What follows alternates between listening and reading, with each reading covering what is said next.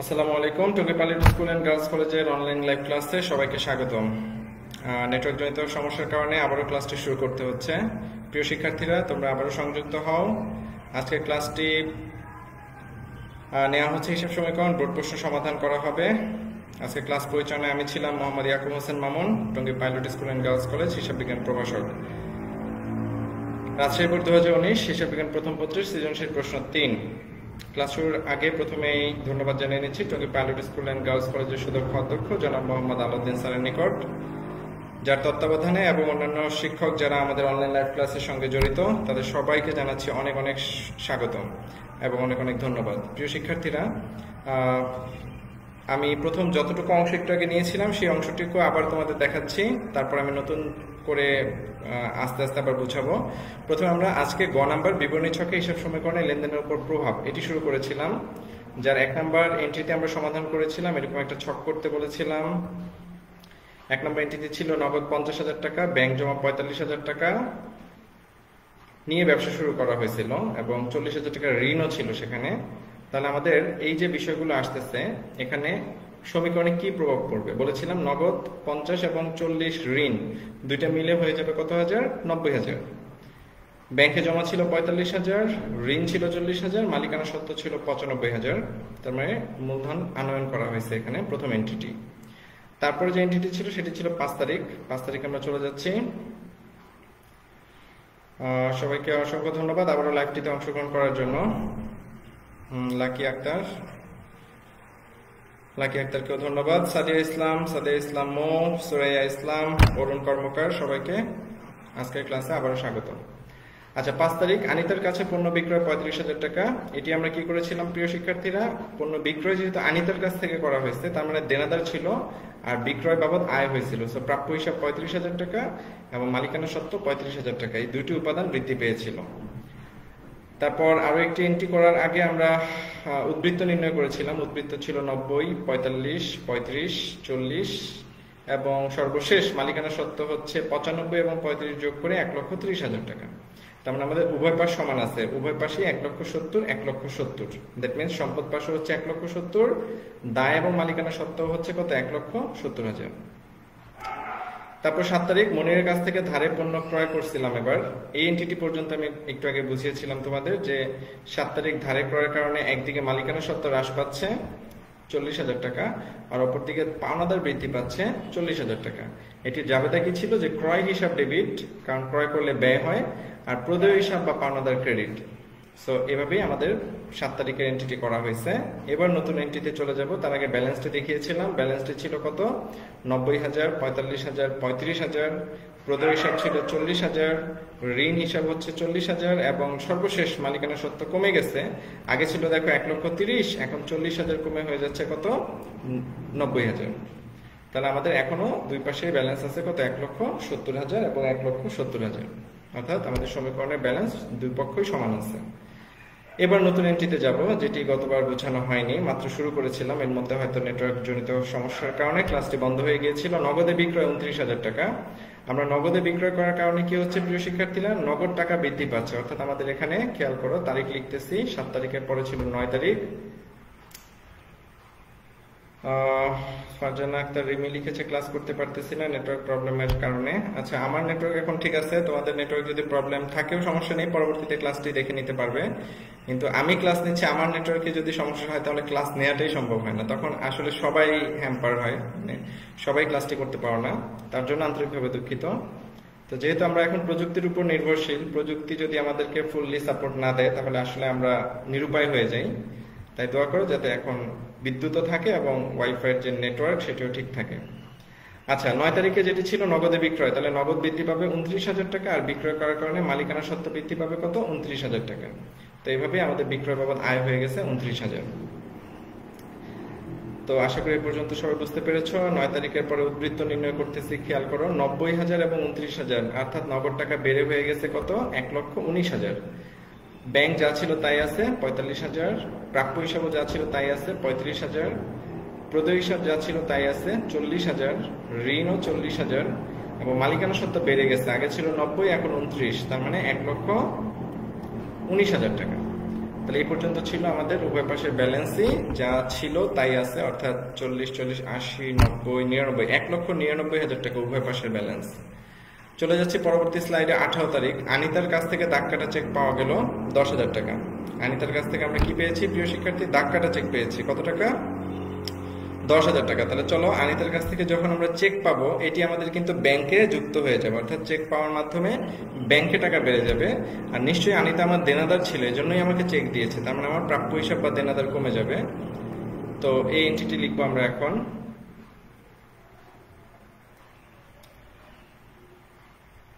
প্রথম হচ্ছে 18 তারিখ। 18 তারিখের পরে হচ্ছে ব্যাংকের ঘরে আসতেছে 10,000 টাকা এবং প্রাপ্য হিসাব থেকে মাইনাস হচ্ছে 10,000। খেয়াল করো, ব্যাংকে প্লাস হয়েছে 10,000, আর যেহেতু প্রাপ্য হিসাব আনিতা থেকে পেয়েছিলাম তাই আনিতার কাছ থেকে মাইনাস হয়ে গেছে 10,000।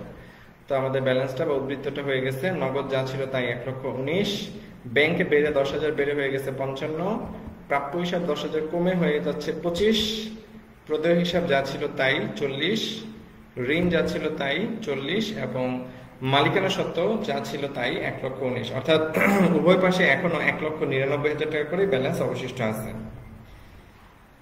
চলে যাচ্ছে তার পরের প্রশ্নে। পরের প্রশ্নটি ছিল 19 তারিখ বিনামূল্যে পণ্য বিতরণ 4,000 টাকা। তো বিনামূল্যে পণ্য বিতরণ করলে কি হয় প্রিয় শিক্ষার্থীরা? এটার জাবেদা ছিল বিজ্ঞাপন ডেবিট ক্রয় ক্রেডিট, অর্থাৎ একদিকে তোমার বিজ্ঞাপন খরচ বাড়তেছে, অপরদিকে যে পণ্য তুমি কিনে আনছিলে সেটি কমে যাচ্ছে, ক্রয় কমে যাচ্ছে, তাহলে এটি একটা ঘরেই আসবে। খুব ইম্পর্টেন্ট একটা এন্ট্রি। হ্যাঁ, সিনহা তাবাসসুম বৃষ্টি, স্বাগতম। ওয়ালাইকুম আসসালাম সিনহা। আচ্ছা, মার্চের 19 তারিখ বুঝাতে চাচ্ছিলাম যে বিজ্ঞাপন বাবদ যে পণ্য বিতরণ করা হয়েছে বিজ্ঞাপন ডেবিট, তার মানে একদিকে ব্যয় হচ্ছে, ব্যয় হলে কি হয়? মালিকানা সত্ত্ব দেখো যে 4,000 টাকা কমে গেছে, আর ক্রয় হিসাব ক্রেডিট মানে একই ঘরে আবার 4,000 টাকা বেড়ে যাবে, অর্থাৎ 4,000 টাকা যেমন মাইনাস হয়েছে আবার 4,000 টাকা কি হবে? প্লাসও হয়ে যাবে, অর্থাৎ একই ঘরে একবার মাইনাস একবার প্লাস। তার মানে বিজ্ঞাপনের যে এন্ট্রিটি খুবই গুরুত্বপূর্ণ, এর মাধ্যমে কি হয়? মালিকানা সত্ত্বই একবার বৃদ্ধি পায় একবার হ্রাস পায়। আশা করি বুঝতে পেরেছি 1 থেকে 19 তারিখ পর্যন্ত। যদি কারো কোনো কোশ্চেন থাকে কমেন্টে আমাকে বলো, কোন তারিখটি তোমাদেরকে আবার দেখাতে হবে সেটি আমি আরেকবার দেখিয়ে দিব। আশা করি 1 থেকে 19 পর্যন্ত কারো কোনো কোশ্চেন থাকার কথা নয়। আমি চলে যাচ্ছি পরবর্তী এন্ট্রিতে। পরবর্তী এন্ট্রি ছিল, আচ্ছা এর আগে উদ্বৃত্ত বের করতে হবে। খেয়াল করো, আগের পেজের যে উদ্বৃত্তটা ছিল, অর্থাৎ এখানে যে উদ্বৃত্তটা ছিল, এই উদ্বৃত্তের সঙ্গে 19 তারিখে এন্ট্রিটির উদ্বৃত্তের কোনো মানে পরিবর্তন আসে নাই। তার মানে নগদ থেকে ব্যাংক, প্রাপ্য হিসাব, প্রদেয় হিসাব, ঋণ সব একই টাকা আসবে, শুধুমাত্র মালিকানা সত্ত্ব একবার প্লাস একবার মাইনাস, তার মানে মালিকানা সত্ত্ব যা ছিল তাই থাকবে। তাহলে খুব সহজে আমরা উদ্বৃত্তটা বের করে ফেলি, যা ছিল তাই লিখে দিই। তো আমাদের উদ্বৃত্ত এখনো 1,99,000 করে উভয় পাশে রয়েছে। এরপরে চলে যাচ্ছে পরবর্তী স্লাইডে। 31 তারিখ ব্যাংক কর্তৃক সুদ মঞ্জুর করা হয়েছে 1,000 টাকা। ব্যাংক যখন সুদ মঞ্জুর করতেছে তখন আমরা কি করব? ব্যাংক সুদ মঞ্জুর করেছে, তার মানে ব্যাংকে টাকা বৃদ্ধি পাবে। মার্চের 31 তারিখ খেয়াল করো প্রিয় শিক্ষার্থী, ব্যাংক সুদ মঞ্জুর করা মানে ব্যাংক আমাদেরকে সুদ দিতেছে, তার মানে ব্যাংকে টাকা বৃদ্ধি পাচ্ছে কত? 1,000, আর সুদ দেওয়া মানে আমাদের আয় হয়েছে, মানে রেভিনিউ হচ্ছে, তো মালিকানা সত্ত্ব বৃদ্ধি পাবে কত? 1,000। তাহলে উদ্বৃত্তটা হয়ে যাচ্ছে, খেয়াল করো, নগদ যা ছিল তাই থাকবে উদ্বৃত্ত, ব্যাংক জমা 56,000 হয়ে গেল বৃদ্ধি পেয়ে, প্রাপ্য হিসাব 25, প্রদেয় হিসাব 40, ঋণ যা ছিল তাই 40,000 এবং সুদ বাবদ মালিকানা সত্ত্বে 1,20,000 হয়ে যাচ্ছে। তো এবার খেয়াল করো, সম্পদ পাশের এই তিনটে এন্ট্রি যোগ করে আমাদেরকে মোট সম্পদ নির্ণয় করতে হবে। মোট সম্পদ হচ্ছে কত? 2 লক্ষ টাকা। ঠিক একইভাবে দায় পাশেও এই 40,000, 40,000 এবং 1,20,000 এই তিনটা যোগ করলে আসতেছে কত? 2 লক্ষ টাকা। তো আমরা বলতে পারি যে আমাদের ব্যালেন্সটি সম্পূর্ণভাবে মিলে গেছে, অর্থাৎ 2 লক্ষ টাকা আমাদের দুই পাশের যে সমীকরণের ছক সেটি সম্পূর্ণ সমান হয়ে গেছে। তো আমরা বলতে পারি যে এই সমান সমান এল প্লাস ওই যে সমীকরণ, এই সমীকরণটি প্রমাণ করা হলো। তো এই পর্যন্ত ছিল তোমাদের গ নাম্বার সৃজনশীল রাজশাহী বোর্ড 17-র। আশা করি ক, খ, গ তোমরা ভালো করে দেখে নিবে। ক, খ গত ক্লাসেই দেখানো হয়েছিল, আর গ নাম্বার আজকে সমাধান করা হলো। আমি বলেছিলাম গত ক্লাস এবং আজকের ক্লাস এই দুইটা ক্লাসের সংমিশ্রণে তোমাদেরকে এখন কিছু কোশ্চেন করব। মাত্র 10 জন যদিও লাইভে উপস্থিত আছো, তারা একটু চেষ্টা করো কমেন্টের মাধ্যমে আমাকে অ্যান্সারগুলো দেওয়ার জন্য। তো ক্লাস ফিডব্যাক নিব আমি এখন তোমাদের কাছ থেকে। প্রথমেই যে প্রশ্নটি থাকবে, মনে আছে হিসাব সমীকরণ কাকে বলে? এই প্রশ্নটি হয়তো কমেন্টের মাধ্যমে এখন দেওয়া সম্ভব না, বাট মনে মনে একটু চেষ্টা করো যে হিসাব সমীকরণ কাকে বলে। এটি আমরা গত ক্লাসে শিখেছিলাম যে এরকম ছিল যে সমীকরণের মাধ্যমে প্রতিষ্ঠানের আর্থিক অবস্থার উপাদান সমূহ তথা সম্পদ, দায়, মালিকানা সত্ত্বর মধ্যকার সম্পর্ক প্রকাশ পায়, তাকে হিসাব সমীকরণ বলে। অর্থাৎ এই অ্যান্সারটি আমি কমেন্টের মাধ্যমে নিলাম না, কারণ এটি একটি বড় প্রশ্ন ছিল, বাট তোমাদের রিভাইজ বা রিভিউ করার জন্য আমি প্রশ্নটি আরেকবার তোমাদেরকে দিলাম এবং অ্যান্সারটাও দিয়ে দিয়েছি। তোমরা আরেকবার একটু রিভাইজ দিয়ে নাও। হিসাব সমীকরণ কাকে বলে? যে সমীকরণের মাধ্যমে প্রতিষ্ঠানের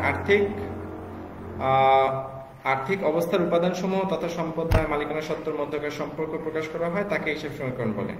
নূর মোহাম্মদ স্যারকে স্বাগতম আমাদের অনলাইন লাইভ ক্লাসে। নূর মোহাম্মদ স্যার আমাদের আইসিটি ডিপার্টমেন্টের প্রভাষক, তিনি আজকে আমাদের লাইভ ক্লাসটিতে জয়েন করেছে। প্রিয় শিক্ষার্থী, সবার পক্ষ থেকে নূর মোহাম্মদ স্যারকে জানাচ্ছি স্বাগতম। আচ্ছা প্রিয় শিক্ষার্থী, এবার তোমরা কমেন্ট বক্সের জন্য রেডি হও। আমি দ্বিতীয় প্রশ্ন যাচ্ছি তোমাদের জন্য। দ্বিতীয় প্রশ্নটি হচ্ছে হিসাব সমীকরণের মূল উপাদান কয়টি, কি কি? আচ্ছা, লাকি একটা একটি প্রশ্ন করেছে, স্যার সিলেবাসের সাথে বইয়ের কোনো মিল নাই। কেন মিল থাকবে না? অবশ্যই মিল থাকবে। হিসাব বিজ্ঞানের সিলেবাস তো চেঞ্জ হওয়ার কথা না, বইও চেঞ্জ হয় নাই। অন্যান্য সাবজেক্টের ক্ষেত্রে হয়তো ইংরেজির ক্ষেত্রে সমস্যা হচ্ছে, ইংরেজি বাংলা, সেগুলো পরবর্তীতে নতুন সিলেবাস জানায় দেওয়া হবে। কিন্তু এখন আমাদেরকে পুরাতন সিলেবাস অনুযায়ী যেই সিলেবাস ছিল সেই অনুযায়ী হিসাব বিজ্ঞানটি চলতেছে। আচ্ছা, হিসাব সমীকরণের মূল উপাদান কয়টি, কি কি? এটা আমি গত ক্লাসে বলেছিলাম। দেখি কে আগে কমেন্ট দিতে পারবো। হিসাব সমীকরণের মূল উপাদান কয়টি এবং কি কি? দ্রুত।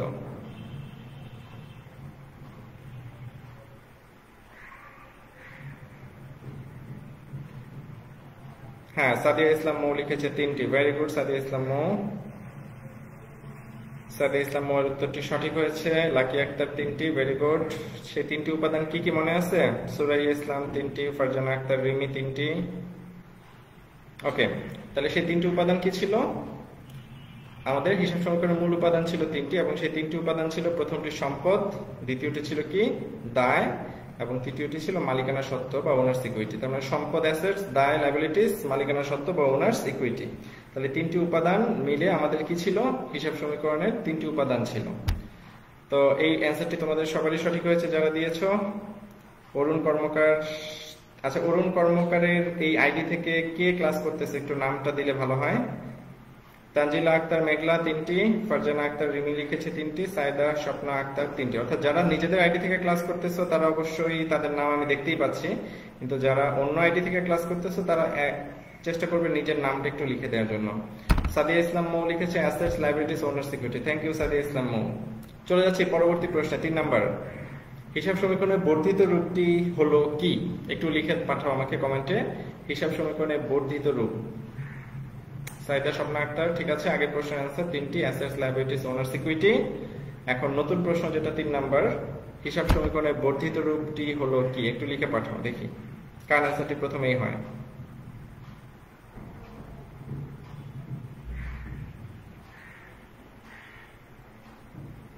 অপেক্ষা করতেছি প্রথম সঠিক উত্তরদাতার জন্য। কে 3 নং প্রশ্নের সঠিক উত্তরদাতা হয় সেটি আমি অ্যানাউন্স করবো এক্ষুনি। সবাই টাইপিং করতেছে খুব দ্রুত। হ্যাঁ, পেয়ে গেছি। আচ্ছা, সুমা ইসলাম কথা লিখেছে মৌসুমী আক্তার, অর্থাৎ ওর নিজের নামটি লিখেছে। ঠিক আছে, মৌসুমী আক্তার। অরুণ কর্মকার আইডি থেকে আসছে, অরুণ কর্মকার ফ্রম অর্পিতা। আচ্ছা, অর্পিতা, ভেরি গুড। আচ্ছা, সাদিয়া ইসলাম মৌ সঠিক অ্যান্সারটি দিয়েছে। এ সমান এল প্লাস ব্র্যাকেটে C plus R minus C minus D. Very good Sadia Islam Mou, আজকের 3 নাম্বার প্রশ্নের সঠিক উত্তরদাতা। লাকি আক্তার লিখেছে বড় রূপ। হ্যাঁ, বর্ধিত রূপটি মানে বড় রূপ, যেটির অ্যান্সার হচ্ছে এ সমান L plus C plus R minus C minus D. Tushi লিখেছেন আজকের ক্লাসটা ভালো লাগছে স্যার। ধন্যবাদ তুষি।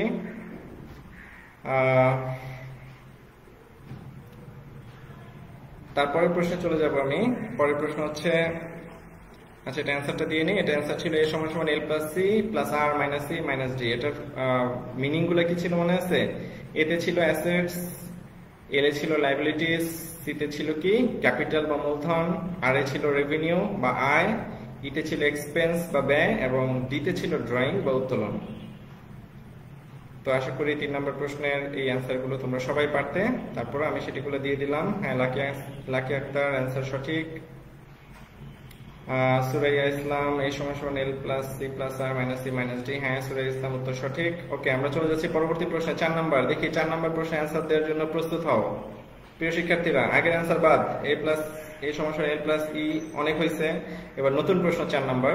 4 নাম্বার প্রশ্নটি হচ্ছে মালিকানা সত্ত্ব বৃদ্ধি পেলে দায় কি পাবে?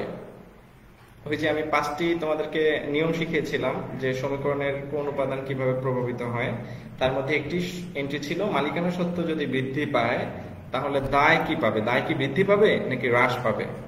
একটু আমাকে জানাও। 4 নম্বর প্রশ্নের অ্যান্সারটি হবে বৃদ্ধি পাবে অথবা হবে হ্রাস পাবে, যে কোনো একটা হবে। বৃদ্ধি পাবে নাকি হ্রাস পাবে এটি লিখলেই হবে, অথবা তোমরা লিখতে পারো বাড়বে কমবে, এটিও লিখতে পারো, প্লাস হবে মাইনাস হবে, এটিও লিখতে পারো। দায় কি হবে এক্স্যাক্টলি আমাকে সেই অ্যান্সারটি পাঠাও, যে দায় কি বৃদ্ধি পাবে নাকি হ্রাস পাবে, দায় কি প্লাস হবে নাকি মাইনাস হবে, দায় কি বাড়বে নাকি কমবে। অপেক্ষা করছি তোমাদের অ্যান্সারের জন্য। 4 নাম্বার তানজিলা ইসলাম মেঘলা এখনো 3-এর অ্যান্সার দিচ্ছ। 3-এর অ্যান্সার সঠিক আছে, এখন 4-এর অ্যান্সার। অরুণ কর্মকার থেকে যে অ্যান্সার দিয়েছিল অর্পিতা, হ্যাঁ অর্পিতার অ্যান্সারটিও সঠিক ছিল, C plus R minus C minus D. এখন 4-এর অ্যান্সার দেখি কে আগে দিতে পারো। মালিকানা সত্ত্ব বৃদ্ধি পেলে দায় কি পাবে?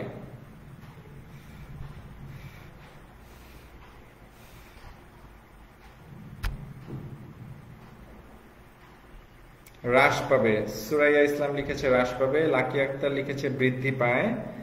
আচ্ছা, সাদিয়া ইসলাম মৌ লিখেছে বৃদ্ধি পায়, তুষি তুষি লিখেছে আমি ভুলে গেছি স্যার।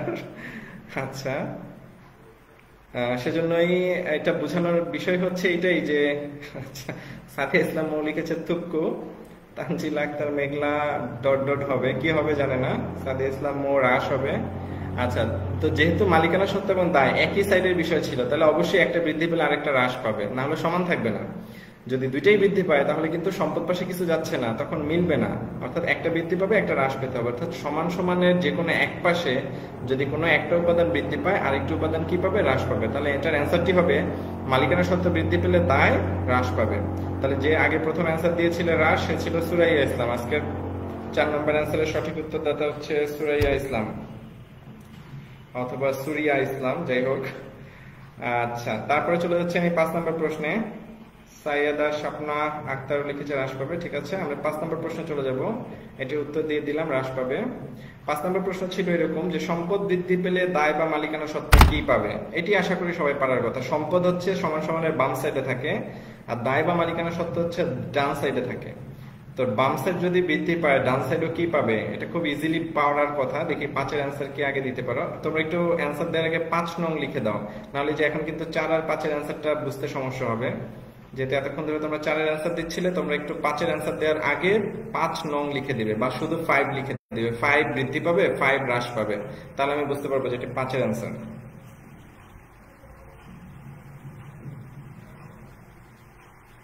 লাকি আক্তার লিখছে sorry sir. Okay Lucky, no problem.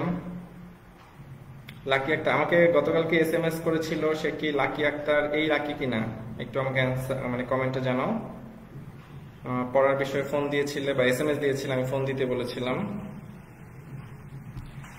Tanzila Akter মেঘলা স্যার ওইটা মাইনাস লিখেছি তো, মাইনাস লিখেছি তো। আচ্ছা, হ্রাস হবে। ফারজানা আক্তার রিমি লিখেছে হ্রাস হবে। তানজিলা আক্তার মেঘলা এর আগে লিখেছিল মাইনাস হবে, মানে হ্রাস হবে। আচ্ছা ঠিক আছে। সাদিয়া ইসলাম 5-এর অ্যান্সার দিয়েছে বৃদ্ধি হবে, সঠিক অ্যান্সার। অরুণ কর্মকার থেকে অর্পিতা যে সেও লিখেছে বৃদ্ধি হবে, সঠিক অ্যান্সার। তাহলে 5-এর অ্যান্সার হচ্ছে সম্পদ বৃদ্ধি পেলে দায় বা মালিকানা সত্ত্ব কি পাবে? বৃদ্ধি পাবে। তুষি তুষি ভুল অ্যান্সার হয়েছে, হ্রাস পাবে না, কারণ একটা সাইড বৃদ্ধি পাইলে অপর সাইডও বৃদ্ধি পায়, একটা সাইড হ্রাস পেলে অপর সাইডও হ্রাস পায়।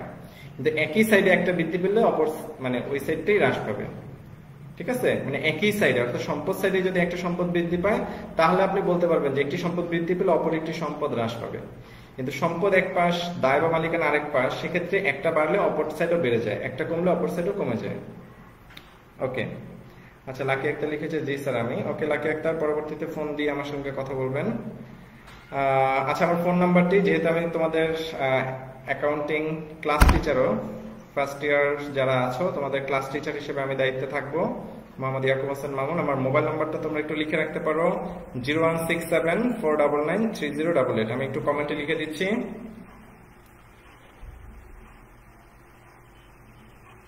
মামুন স্যার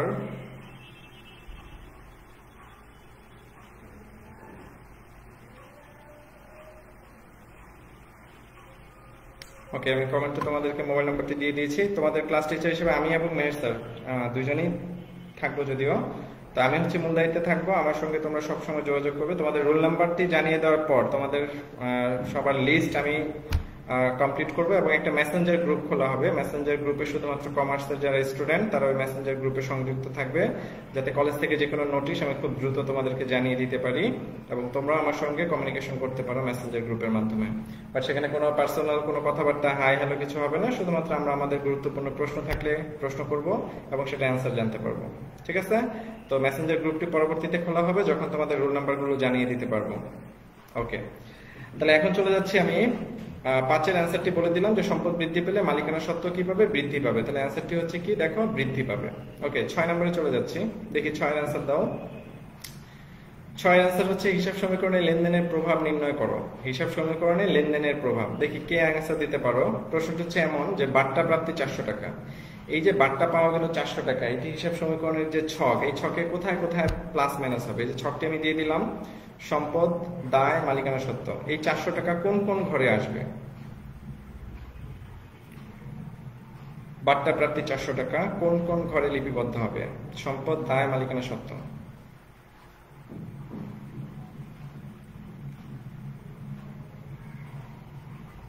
দেখি কি আগে অ্যান্সার দিতে পারে। বাট্টা প্রাপ্তি 400 টাকা।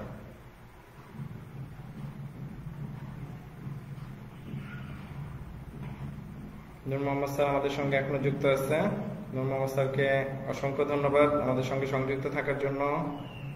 আমাদেরকে ইন্সপায়ার করবেন বিভিন্ন কমেন্ট করার মাধ্যমে, এবং যদি মাঝে মধ্যে অ্যান্সার দিতে পারেন অ্যান্সার দিবেন। আইসিটি মানুষ আছেন তো কি হয়েছেন, অ্যাকাউন্টিং এর অ্যান্সার দিবেন।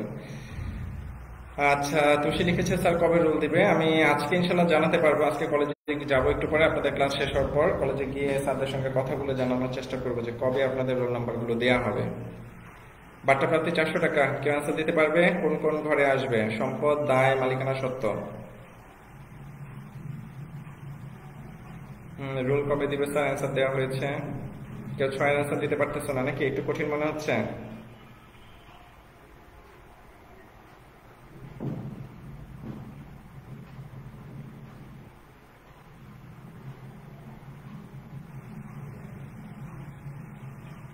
আচ্ছা, 6 এর অ্যান্সারটা আমি দিয়ে দিচ্ছি, যেহেতু তোমাদের অনেকক্ষণ লাগতেছে, হয়তো পারতেছো না বা দেরি হচ্ছে, সেক্ষেত্রে আমি দিয়ে দিচ্ছি। অ্যান্সারটি হচ্ছে এরকম যে দায় পাশ থেকে 400 টাকা মাইনাস হয়ে যাবে, কারণ যার থেকে আমি বাট্টা পাচ্ছি সে হচ্ছে আমার পাওনাদার। তো পাওনাদার আমাকে ছাড় দিয়েছে, এই জন্য পাওনাদার হ্রাস পাচ্ছে 400 টাকা, আর অপরদিকে মালিকানা সত্ত্ব বৃদ্ধি পাচ্ছে, কারণ আয় হয়েছে আমার বাট্টা প্রাপ্তির মাধ্যমে, আয় বৃদ্ধি পাচ্ছে 400 টাকা। তাহলে একদিকে মাইনাস হচ্ছে, অপরদিকে প্লাস হচ্ছে। 7 নম্বর প্রশ্নে চলে যাব, একটু লিখে দিচ্ছি। মালিকানা সত্ত্ব আয় বৃদ্ধি পেয়েছে এবং দায় পাওনাদার হ্রাস পেয়েছে। 7 নম্বর প্রশ্নে অ্যান্সার দেওয়ার চেষ্টা করো। নিম্নোক্ত লেনদেনটি আধুনিক শ্রেণীবিভাগ সহ হিসাব খাত নির্ণয় করো। নিম্নোক্ত লেনদেনটি আধুনিক শ্রেণীবিভাগ সহ হিসাব খাত নির্ণয় করো। এটি আমরা গত ক্লাসে নিয়েছিলাম, যে আজকেও নিয়েছিলাম, যে অসীম ট্রেডার্স নগদ 50,000 টাকা, ব্যাংক জমা 45,000 টাকা এবং 40,000 টাকা ঋণ নিয়ে ব্যবসা শুরু করছে। আচ্ছা, ফারজানা একটা রিমির অ্যান্সার ভুল হয়েছে। সম্পদ এবং মালিকানা সত্ত্ব হবে না, এটা হবে দায় এবং মালিকানা সত্ত্ব। দায় হ্রাস পাবে, মালিকানা সত্ত্ব বৃদ্ধি পাবে। তানজিলা আক্তার মেঘলার অ্যান্সার সঠিক। সায়দা স্বপ্না আক্তার লিখেছে L-700 ও E-700। 700 ছিল না স্যার, এটা মেবি কত ছিল? 400 টাকা ছিল, যাই হোক। বাট অ্যান্সারটি সঠিক যে এল হ্রাস পাবে এবং ওই বৃদ্ধি পাবে। ইসরাত জাহান উষা, সম্পদ আর মালিকানা সত্ত্ব, এটা হবে না, এটা হবে কি? আচ্ছা, 7 এর অ্যান্সার দেওয়ার চেষ্টা করো। অসীম ট্রেডার্স নগদ 50,000, ব্যাংক জমা 45,000 এবং 40,000 টাকা ঋণ নিয়ে ব্যবসা শুরু করছে। এটি কি হবে? এটি হচ্ছে এই ছকের মাধ্যমে, অর্থাৎ হিসাব খাত কি কি ডেবিট এবং ক্রেডিট সেটা আগে বলতে হবে। নগদান ডেবিট ছিল, ব্যাংক জমা ডেবিট, ঋণ ক্রেডিট, মালিকানা সত্ত্বের ক্রেডিট। তার মানে 4টা এন্ট্রি আসবে: নগদান ডেবিট, ব্যাংক ডেবিট, ঋণ ক্রেডিট, মালিকানা সত্ত্বের ক্রেডিট। আমার প্রশ্ন হচ্ছে শ্রেণী বিভাগটা একটু তোমরা বলো। নগদান কি হিসাব, ব্যাংক কি হিসাব, ঋণ কি হিসাব, মূলধন কি হিসাব? যাদের হিসাব নিয়ে সমস্যা আছে তাদের জন্য খুবই কি বলা যায়, খুবই প্রয়োজনীয় একটি ক্লাস হবে আগামী ক্লাস। সেখানে আমি হিসাব সংক্রান্ত ক্লাস করবো, অর্থাৎ কোনটি কোন হিসাব সেটি তোমাদেরকে দেখাবো আগামী ক্লাসে। তো আগামী ক্লাসটি কেউ মিস করবে না, যদিও সপ্তাহে মাত্র একটি ক্লাস, এই জন্য খুব দ্রুত যে অনেক কিছু শিখাতে পারতেছি তাও না, চেষ্টা করতেছি সংক্ষিপ্তভাবে তোমাদেরকে সবকিছু শেখানোর জন্য।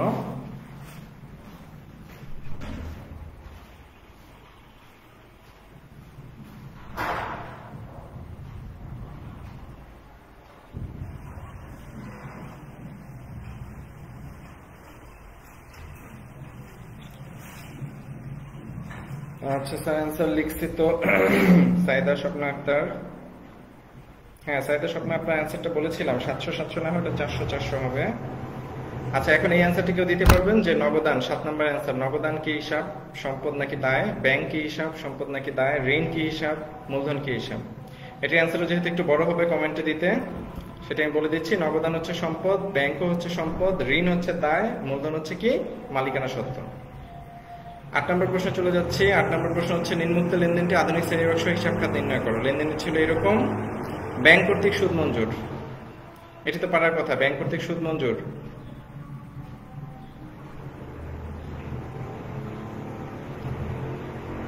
অ্যান্সারটা ভুল করে ফেলছি। আচ্ছা সাইদা স্বপ্না, কোনো সমস্যা নেই, অ্যান্সার দেওয়ার চেষ্টা করতেছে, এটাই সবচেয়ে বড় কথা। চেষ্টা করতে গিয়ে যদি ভুল হয় তখন উপলব্ধি করতে পারবে যে আমার ভুল হচ্ছে, আমাকে আরেকটু ভালোভাবে শিখতে হবে। আচ্ছা ব্যাংক কর্তৃক সুদ মঞ্জুর, আজকে ক্লাসে আমি শিখিয়েছিলাম ব্যাংক কর্তৃক সুদ মঞ্জুর কোনটা ডেবিট কোনটা ক্রেডিট, সেটি আমি বলে দিচ্ছি। 31 তারিখ ব্যাংক হিসাব ডেবিট, ব্যাংক সুদ হিসাব ক্রেডিট, কারণ ব্যাংকে টাকা বাড়তেছে তাই ব্যাংক ডেবিট হচ্ছে, আর ব্যাংক সুদ আমার কি আয় নাকি ব্যয়, আয়। তাহলে এখানে শ্রেণী বিভাগটাও কি হবে, ব্যাংক হিসাব সম্পদ হিসাব, আর ব্যাংক সুদ হিসাব কি হিসাব, আয় হিসাব। তোমরা আমার ক্লাসে উপস্থিত থাকলে আমি তোমাদেরকে এইভাবে প্রশ্ন করে মজা পেতাম, প্রশ্নের অ্যান্সার গুলো পেতাম, ফিডব্যাক খুব দ্রুত পেতাম। এখানে আসলে কমেন্টের মাধ্যমে কিছুটা বিলম্ব হয়, তার জন্য দুঃখিত। 9 নম্বর যে প্রশ্নটি ছিল বিবরণী ছকে হিসাব সমীকরণের উপর লেনদেনের প্রভাব। 1 তারিখ এই এন্টিটি আমাদের বিবরণী ছকে কোথায় কোথায় আসছিল, আজকেই করেছিলাম। প্রথমে নগদের ঘরে কত টাকা আসছিল মনে আছে, নগদের ঘরে কত টাকা, একটু লিখে পাঠাও, নগদের ঘরে কত লিখবো খুব দ্রুত, এটা খুব ছোট অ্যান্সার তাই কমেন্টের মাধ্যমে দেওয়া সম্ভব। নগদের ঘরে আমরা কত টাকা লিখতে পারি,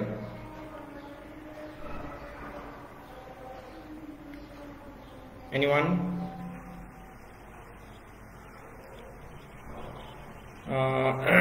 সাদিয়া ইসলাম মৌ লিখেছেন নগদান অ্যাসেটস, ব্যাংক অ্যাসেটস, আর এল এম ও ই, ওকে, ঋণ হচ্ছে এল, মালিকানা সত্ত্ব ওই। সংক্ষেপে নাদিয়া ইসলাম মৌ অ্যান্সারটি লিখেছেন, ধন্যবাদ। লাকি একটা লিখেছে নগদ সম্পদ, ব্যাংক জমা সম্পদ, ঋণ মালিকানা সত্ত্ব, ঋণ তো দায় স্যার, ঋণ হবে দায় আর মূলধন হবে মালিকানা সত্ত্ব। যাই হোক এখন আমাকে 9 নম্বরের অ্যান্সার দাও যে নগদের ঘরে কত টাকা হবে। তানজিলা ইসলাম মেঘলাও লিখেছে নগদ, ব্যাংক সম্পদ, ঋণ দায়, মালিকানা সত্ত্ব। মালিকানা সত্ত্ব কোনটি, মূলধন হবে মালিকানা সত্ত্ব। ঠিক আছে, সবারকে অ্যান্সারটি কি সঠিক ধরে নিচ্ছি, অনেক ধন্যবাদ, অনেক কষ্ট করতেছেন আপনারা, কষ্ট করে অ্যান্সার দিচ্ছেন সেজন্য। তো 9 নম্বর প্রশ্নের যে বিষয়বস্তু নগদে কত টাকা হবে সেটি দেখে কি আগে অ্যান্সার দিতে পারো। 9 নম্বর প্রশ্নের অ্যান্সার নগদের ঘরে কত টাকা।